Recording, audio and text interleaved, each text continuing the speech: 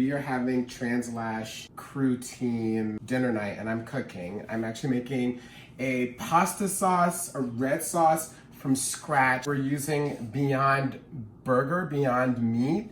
This is the first time that I'm actually cooking with this meat substitute. We have one of our team members who's vegan, and they're the reason why we ended up at a restaurant where we were eating jackfruit carnitas and cashew cheese. So we decided not to do that anymore, to take matters into our own hands and cook something familiar with a meat substitute. So we will be showing you how to do that. There are carrots, there's celery, there's onion in this, but after a while that will cook down. That'll cook down to next to nothing. So there's absolutely no reason why anyone should buy pasta sauce. Yeah, I'm telling you, everyone should be able to make their own, and I'm gonna show you how and why. Oh, I think this is warm enough, yeah. So we're gonna crush up, I guess I'm gonna crush it up by hand. It's got paper on it. We'll make that a little hotter. There's pea protein, coconut oil, cocoa butter. You use that for your skin. Mung bean protein. If anyone wants to tell me what a mung bean is, feel free. Now, the only thing about making your own meat sauce is that it takes about an hour for it to actually be done. So I added a little bit of oil. We're saving the planet by eating like, what is it, moonbeam? Isn't it? Mung bean. Mung bean, thank you. And beets, etc. It kind of looks more like pork, I have to say, than beef, but I would buy it, like especially because I added olive oil to it, you know? So you cook the meat first and then pull the meat out so that what's retained in the pan is the fat and the flavor from the meat. So I think what I'm gonna do is heavily pepper this. They have some Lowry's in here, which is like the blackest seasoning in the world, but I'm not gonna use that. Okay, we're getting there. This is like elbow grease, I'm tired. Let it brown, let whatever flavor is in it rest in the pan. And then you take it out and put the vegetables in. Which is good. Yeah, it's not bad.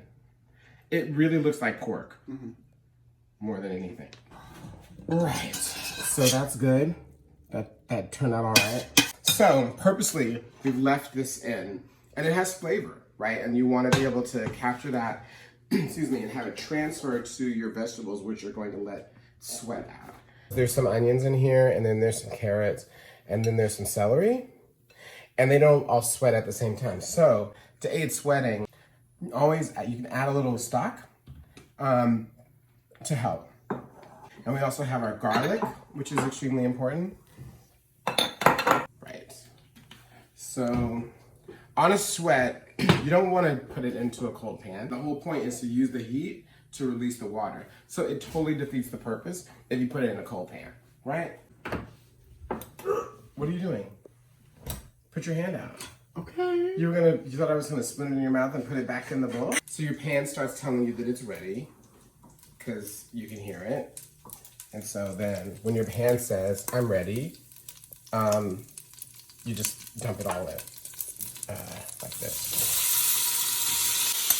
I use carrots because it's a vegetable, of course, so it adds to the health of the dish, makes it good, and also adds a little just natural sweetness to it. The steam comes off. So to thicken it up, you use tomato paste. It's a thickening agent that just helps it cook faster unless you want to stay for a while. The water might leave on the bottom before they're completely ready, and so you just keep adding this in several tablespoons for that to be done. We'll combine these two. We'll add a whole bunch of stuff, and then we turn it on and just literally let it sit for an hour. It's really hot up in there. That's gonna make the vegetables release even more of their own water. And because it's vegetable stock, it flavors it at the same time. And then I'm just gonna go ahead and add some of my garlic. Oh, this garlic is good. Look at that. You want these vegetables to be incredibly soft because you essentially want them to dissolve in this larger sauce over the next hour. I'm just gonna add a little salt, and it's fine because again, the salt's gonna help me later in the dish overall, but it's also going to make sure that these vegetables get softer faster. Yeah, and I'm just gonna let that literally sweat itself out. Yeah, it's done. These are done. Yeah. So before it was like all these nice vegetables and then it looks goofy, which is where you want it to be, because it's gonna get lost in the pasta sauce anyway. So now we're gonna add our Beyond Meat back to the pasta. And then we're gonna take everything and mix it really well together. So then when you mix everything back together, this is what it's coming across as. That's brilliant.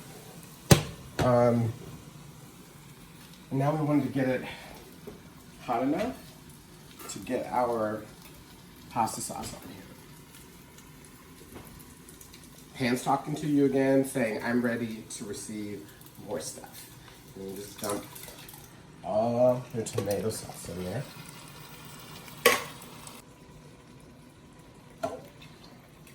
And I just need my wine.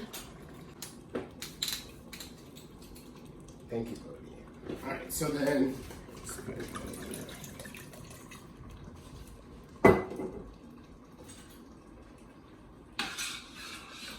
Oregano, a good amount of oregano. This is probably 2 teaspoons, which is a lot, but I like a lot of oregano. And then basil, I just use dried because I know what dried does better. This I'm gonna add a little bit less. I'm not gonna add two tablespoons. So you know, in the palm of your hand, when you use the palm of your hand, that's generally a teaspoon. You just kind of know that's generally a teaspoon right there. And I'm also gonna go ahead and add a little heat. You wanna have a heat, but you don't want it to be hot, which is different. Red pepper flakes you have to be slightly careful about, so that should be fine. That's probably between half a teaspoon and a quarter teaspoon. You don't want it to be that hot. And then you take all of that together and you mix it up. I'm gonna let it go for probably 20 minutes before I actually begin to taste.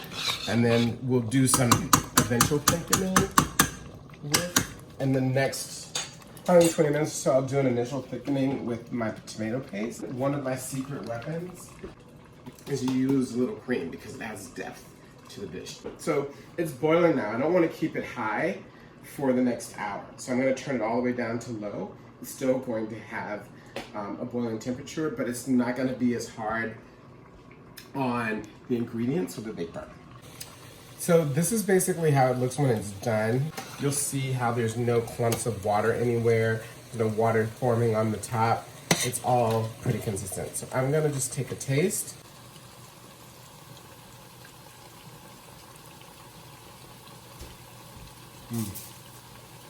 Yeah, it's really good. I'm gonna add just a spot of wine. I'm gonna let it cook another 2-3 minutes, literally just a spot, because I wanna deepen the flavor. You'll see I switched to red, because I wanna deepen this flavor a little bit, just a tad. Yeah, this is basically done. We will give you a look when everything is done and it's on a plate. Okay. This is the final product.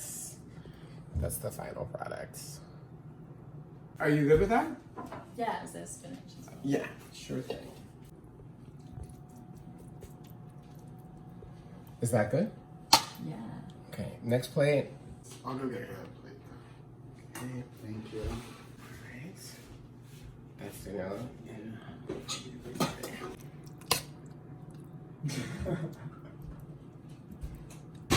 We also have cookies Oh my as goodness. well.